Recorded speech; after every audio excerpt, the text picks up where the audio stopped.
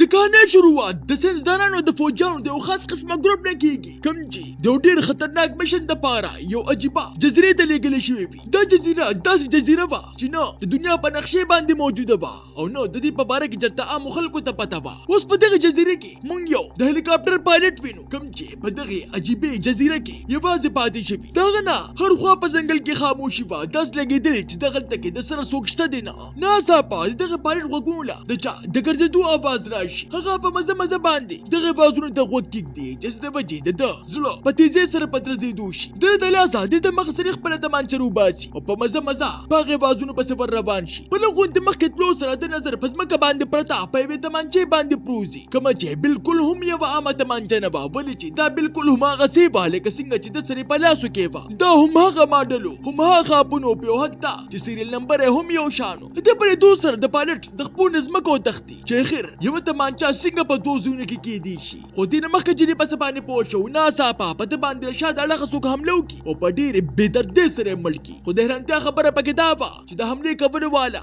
بالکل هم د ده غوندې و هم د ده غوندې جامې هم اچولې وې. هغه د دغه پایلټ بیګ اوچت کړي او دغه په هلیکاپټر کې په تیزۍ سره دغه ځای نه په تښتېدو شي. خو چې څنګه هلیکاپټر لږ بره کړي نو هغه یو عجیبه غونډه کې دیوال سره وجنګېږي چې د وجې هغه په هوا کې ډز وکړي. په دې سره موږ ته اندازه وشي چې دا ټوله جزیره د یو په نظر د نه راتلونکي دیوال نه راګیره ده. د څه د وجې چې دا یوه داسې قیدخانه جوړه شوې ده د کوم نه چې څوک هم نشي وتلی. دغه جزیرې سره په خوا کې فرانسیسکو نومې ښار وي په کوم کې چې ایډیسن نومې د فوج د ریټیره ښځه اوسېږي. هغه یو سړي سره د ملاوېدو دپاره راشي د کوم نوم چې چیز وي. ایډیسن هغه کس د یو خطرناک مشن دپاره برتي کول غواړي. ایډیسن چیز ته وایي ما ته ستا په باره کې د هر څه په باره کې پته ده. ته مخکې په فوج کې وي چې په یو مشن کې ستا ټول ملګري مړه شو ته د هغه ځای نه راوتښتېدې. دې د وجې په ټول سرکاري ریکارډ کې ستا نوم نشته. ټولو ادارو ته داسې لګي که ته مړ یې. دې د وجې زه کپنی په تا پسې رالېږلې یم ولې چې موږ هم په هغې خلکو پسې ګرځو د چا چې په دې دنیا کې څوک هم نه وي چې هستې نه د مشن په باره کې تپوس وکړي. ته په ما باندې څه کول غواړې چې دې په جواب کې ایډیسن ورته ووایي وي تا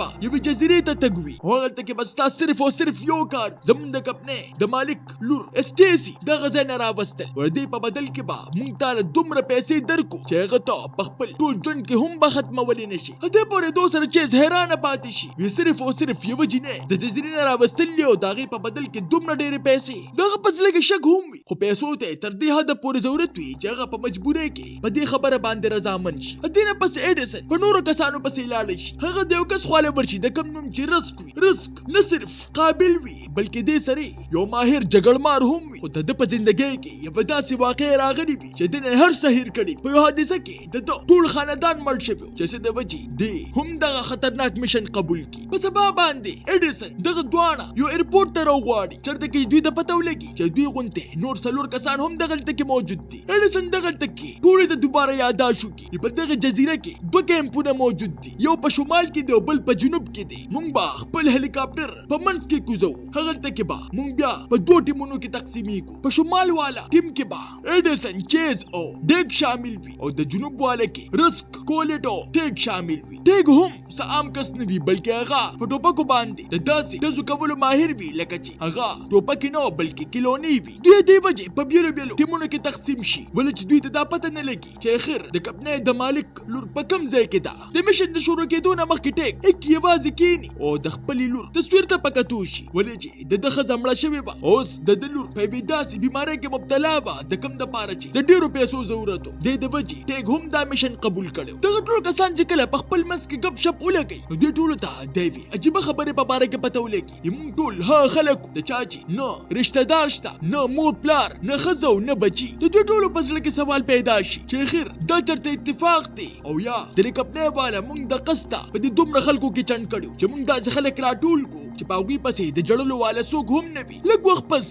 دغه ټول په هلیکاپټر کې کیني او د هغې جزیرې په طرف باندې روان شي. د 15 غنټو د مسلسل سفر نه پس دوی هغې جزیرې ته ورسي. هلیکاپټر چې څنګه په ځمکه باندې کیني ټیم د منصوبې مطابق په دوه حصو کې تقسیم شي. ایډیسن چیز او ډیکس د جنوب په طرف باندې روان شي. رسک کولټ او ټیګ د شمال په طرف باندې په ځنګل کې ور داخل شي. د جنوب والا ټیم چې څنګه لږ غوندې مزل وکړي نو هغوی یو داسې منظر وویني چې څه د وجې هغوی په خپل ځینو باندې ودرېږي. دوی ته په ځمکه باندې ځای په ځای لاشونه میلو شي. هغه لاشونه په داسې طریقې سره وجلې شوي وي د کوم نه چې دا صفا پته لګېږي چې په دې باندې چېرته واشي درنده حمله کړې ده. د هغوی نه مخونه شو کولی، د چا هډوکې ماتو او د چا خېټې شلېدلې وې. چیز په دې سره خپله تمانچه روباسي او ډیکس هم ځان تیار کړي. ایډیسن ریډیو روباسي او دې ټیم سره د رابطې په کوشش کې لګیا شي، خو په حیرانتیا سره د هغوی ریډیو په مکمله توګه بند راځي. د هغې اړخه نه څه اواز راځي او نه چېرته د څه سګنل خبر. ډیکس خپله ډایري روباسي او په هغې کې لیکل شروع کړي. هغه ته چې په کوم ځای کې هم څه عجیبه څیز په نظر راځي، هغه دمغه سړی هغه واقعه د ځان سره په خپلې ډایرۍ کې لیکي، ولې چې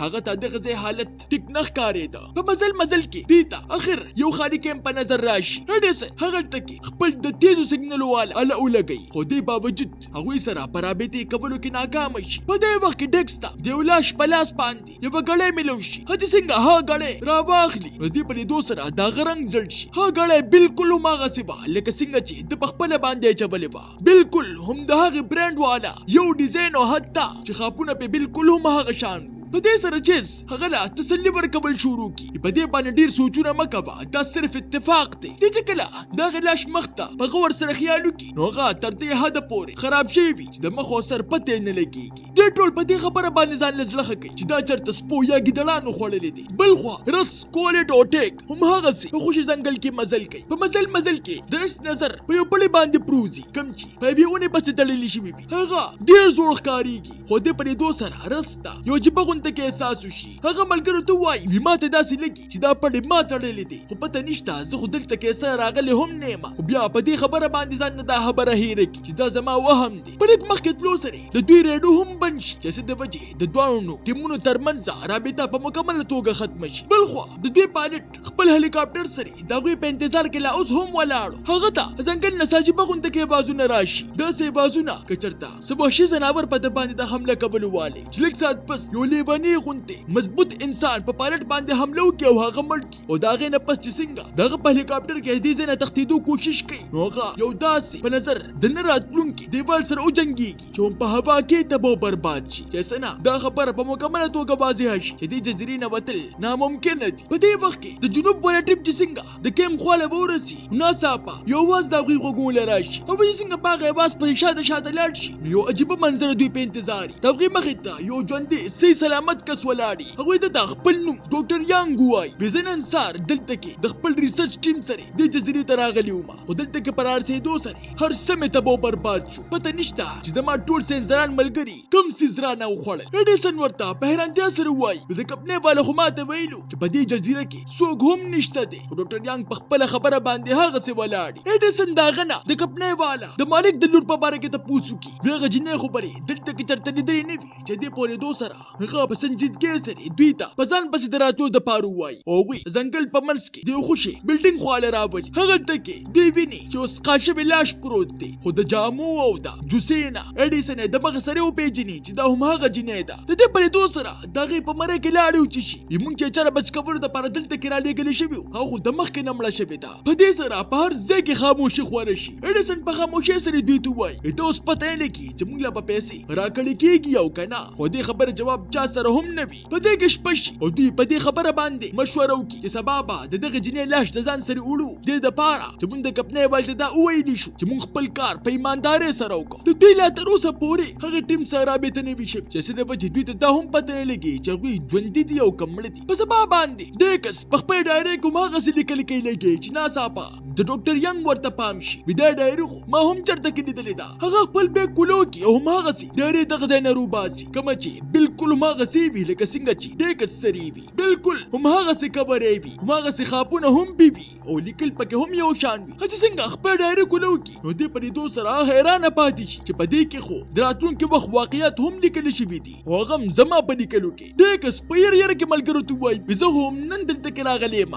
بیا دا څنګه ممکن دي؟ خو د دې خبرې جواب چا سره هم نه وي. دوی چې څومره په دغه جزیرې کې وخت تېروي، هماغومره د دوی مخه عجیبه او خطرناک څیزونو سره راځي. بل خوا د شپې په وخت کې رسک کولټ او ټیک د ځان د ګرمولو دپاره اور بل کړي او د آرام دپاره خپل ټوپکې تمانچې سیټ ته کړي لکه ډډه باچې، خو د د وجې سکون ورته نه میلاویږي. ناڅاپه د دوی غوږونو له د چا د ښکالو اواز راشي چې څه د وجې ټول بیدار شي او خپله وسله راواخلي. دوی په یره کې خوا دې خوا ګوري چې ناڅاپه څه نامعلوم څیز ټیک د شا د اړخه ونیسي او پر اخکلو یې شروع واچي. په دې سره ټیک په چغو شي او ملګرو ته چغې شروع کړي، خو یې څنګه هغه سیس ته وګوري نو د هغه د وجود نه څه وخیږي. هغه یو داسې طاقتور او خطرناک درنده وویني چې څه نه دې په هر څه باندې پوه شي چې دغه لاشونو حشر عمده کړی دی. هغه درنده چې څنګه په ده باندې حملې کولو والي په دې وخت کې رسک راشي او د شا د اړخه د هغه له سر نه ګولۍ وباسي. په دې سره ټیک بچي، خو خطره اوس هم لا حتمنه وي. په دې وخت کې کولټ په ځنګل کې پاتې شي چې په دې وخت کې ناڅاپه یو بل درنده دغلته کې نمودار شي، خو هغه عام نه وي. کولټ چې څنګه هغه د خیال وکړي نو هغه بالکل هم د ده غوندې وي، بالکل هم د ده غوندې مخې وي، جامې هم د ده په شان وي او حتی چې په اواز کې هم دواړه یو شاني. خو دې نه مخکې چې کولټ چاته دا خبره کړې وه، هغه درنده په چاړه باندې داسې وخی چې هم په دغه ځای باندې مړ راوغورځي. دا ټول منظر رسک او ټیک په خپلو سترګو باندې وویني او د دواړو په مزغو کې دا سوال بار بار تاویږي چې خیر دا موږ څو لیدلو، دا انسان او که زناور. بل خوا د دوی بل ټیم د ډیکس د ډارې مطابق کار شروع کړي، ولې چې په هغې کې ټولې د مستقبل خبرې لیکلې شوې وي. په هغې کې لیکلې شوي وي اول موږ ته دا یک اپنې والے لور مړه میلو شوه، په سبا باندې ناڅاپه ژوندۍ شوه. دوی ته دا ټولې خبرې ګپ ښکاره شي، خو چې څنګه سبا شي نو دوی ټولو په خپلو سترګو باندې یقین نه راځي واقعي هغه جنۍ دوی ته ژوندۍ میلو شي کومه چې د دوی مخې ته ساه اخلي او خبرې هم ورسره کوي او تر دې پورې چې په وجود باندې خواب هم نه وي. دوی په حیرانتیا سره هغې ته ګوري، ولې چې دوی په خپله باندې پرون د هغې لاش په خپلو سترګو باندې لیدلی. بل خوا رسک او ټیک چې څنګه د کیم خواله ورسي نو هغه په مکمله توګه خالي وخیږي. رسک یو زوړ ریډر اوچت کړي او په هغې سره ایډیسن سره د رابطې کوشش وکړي چې په دغه ځای کې دوی قسمت کار وکړي او په رابطې کې کامیاب شي. رسک ایډیسن ته وایي وي دلته کې درندګان دي او هغوی بالکل هم زموږ غوندې ښکارېږي او زموږ ملګري کولټ یې هم مړ کړه. ایډیسن ورته هم یو جبه خبر ووري موږ چې کومه جنۍ پرون مړه لیدلې وه هغه نن ژوندۍ شوې ده. په دې سره دواړو ټیمونو ته اندازه وشي چې دا جزیره لږ غوندې هم عامه نه ده، بلکې په دې کې خامخا چرته پټ راز پروت دی. د کیم نه بعد هغه جنۍ دې کس سره ناسته وي او ورته وایي 3 ورځې مخکې زه دلته کې د ساینسدانانو ټیم سره راغلی وم، خو پته نشته چې هغوی دلته کې څه تجربه کوله چې غلطه شوه دې نه او ټول په ټوله بدل شو او په یو بلې حملې شروع کړې. ما دې ځای نه تېښته غوښتله خو ډېر زر راته پته ولګېده چې زه دلته کې اوس ګیره شوې یم او تاسو هم د دې جزیرې نه نشئ وتلی. دې کښتۍ نه تپوس وکړي ته څنګه بچ شوې چې په دې سره هغه سترګې ښکته کړي او غلې غوندې کې ورته ووایي زه خو بچ شوې نه یم، زه هم پرون دغه درندګانو مړه کړې وم، ما ته هر څه یاد دي خو پته نشته چې سار څنګه ژوندی صحیح سلامت را پاڅېدم. په کیمپ کې دننه ډاکټر یانګ په خاموشۍ سره د ډیکس ټوله ډایري ونولي چې څه د وجې هغه ټول دا یو ځای کې ورته ووایي زه پوه شوم چې دلته کې دا څه روان دي. هغه ټولو ته وایي دا ځای د یو داسې دنیا حصه ده چېرته کې چې وخت زموږ د دنیا غوندې نه چلیږي. دلته کې 2 یا غنټې یعنې 3 ورځې پس هر څه واپس هماغسې شروع کېږي لکه څنګه چې 3 ورځې مخکې او دا عمل بار بار را روان دی او همدا وجه ده چې موږ ته دغه ډایري هم میلاو شوه. په دې سره چې هستې نه په یره کې تپوس وکړي داسې خو به موږ 6 ځله مړه شوي نو موږ کوم خوا لاړو چې ډاکټر ینګ ورته غلې غونته کې وایي موږ خو زیاتره مړه شوي او دا کم لاشونه چې اوس موږ ګورو دا هم موږ یو که نه. دلته کې چې کم انسان مړ شي د هغه نه درنده جوړېږي، داسې درنده چې ځان غوندې کسان هم وجني او د ځان نه بدل هم. په دې وخت کې دوی ټولو غوږونو له د شور اواز راشي، د دای شور چې چېرته بلها کسان په یو ځای باندې د دوی د کیمپ په اړخ باندې را رواني. په دې سره ټول خبردار شي او خپلې وسلې را واخلي. په دې کې ها درندګان د دوی په کیمپ باندې حمله وکړي خو چیز د ډس کولو په ځای باندې او د ځان د بچ کولو په ځای باندې ودرېږي، ولې چې مخامخ درنده بالکل هم د ده په شانو، مخې هم د ده په شانو او اواز هم. په دې سره ایډیسن د ده په چغو شي دا ته نه ته خو لا ژوندې دا هم ستا غوندې دی اوله ځان بچ کا چې په سره چې سترګې پټې کړي او په سر باندې ته نه ډزو بازي. یو خوا دوی خپل مرګ سره په جنګي او بل خوا رسک او ټیک هم د ځان د بچ کولو دپاره مسلسل جنګېږي چې څه د وجې هغوی سره کارتوس په ختمېدو شي او اوس مجبوراً په لاسو باندې د ځان د بچ کولو کوشش شروع کړي. خو دا مقابله د ډېر وخته پورې ونه کړلی شي او ټیک همدا غوندې هم شکل مړ کړي. د مرګ په وخت کې رسک هغه سره واده وکړي وي که چېرې زه ژوندی بچ شوم نو زه به ضرور ستا لور معلوموم او هغې له به علاج کوم. هغه څنګه راپاسي نو هغه ته هم یو خوفناک منظر په انتظار هغه ته همدا غوندې کس تمانچه په لاس باندې باندې ولاړې چې څنګه دته داسې ولګي چې زه هم لاړم خو په دې وخت کې چیز دغلته کې راشي او په ډز باندې د رزق زندگی بچ کی ناڅاپه دوی ته پرډو باندې یو پیغام راشي پوره 12 غنټې پس په دې جزیرې باندې د بمبارۍ کولو والا ده په شپږ کسانو کې اوس صرف ایډیسن چیز رزق او ټیک پاتې شي په دې وخت کې رزق ته رایاد شي چې زما په ذهن کې یوه کشتۍ ده کومه چې سمندر غاړې ته ولاړه ده دا موږ سره اخري لاره ده په سبا باندې سم د ساره دوی ټول د کشتۍ دپاره سمندر په اړخ باندې روان شي د ایډیسن ټیم د مخکې نه هغه ځای ته ورورسي او د رزق په انتظار شي کوم چې هغه درندو سره په جګړه وي او په دغه جګړو کې دوی په اړخ باندې را روان چې په دې وخت کې ناڅاپه تندکو خوري او د اونې یو تیر خلاق پکې داسې ورشي چې بار ته نوځي د کوم نه چې ملګری یې پوه شي چې د بچ کېدو وایه نه دی هغه چیز له خپل ټوپک ورکي په دې خبره وي په دې باندې ځان بچ کا په دې وخت کې بمباري هم شروع شي چې څه د وجې ډاکټر یانګ بغیر سره انتظاره کشتۍ چلول شروع کړي خو د لږ مزل نه پس دغه وجود په بدلېدو شي ولې چې دغه په دې جزیره کې درې ورځې ټیم پوره شو دغه سترګې پکه کېدو شي او رنګ یې هم تک شین شي او چې څنګه په ایډیسن باندې د حملې کولو والي په دې کې ناڅاپه یو ګولۍ د هغه د سر نه هغه غاړه وځي کومه چې رزق چلولې وي رزق په هغه دماکو کې مړ شي خو د ایډیسن زندگی بچ کی اوس په هغه کشتۍ کې صرف ایډیسن او چیز پاتې شي د کومې نه چې ګیر چاپیره اور او لوګي وي دوی په حیرانتیا سره همدغه دیوال نه په وتو کې کامیاب شي کوم چې هلیکاپټر تباه کړی و اوسه پورې ته څوک هم نشو وتلی خو دا ځل ولې چې دماکې پکې شوی وي دوی ترې په کامیابۍ سره وځي دوی اوس بچ ضرور شي خو یو داسې منظر دوی لیدلی وي کوم چې دوی نه په ټول عمر کې د هېرېدو واله نه وي تاسو ته نانۍ کهاني څنګه ولګېده ما ته خپله قیمتي رایې په کمنټ کې ضرور راکړئ ملاویږو به په یو نوي ویډیو سره ما له راکړئ اجازت بای بای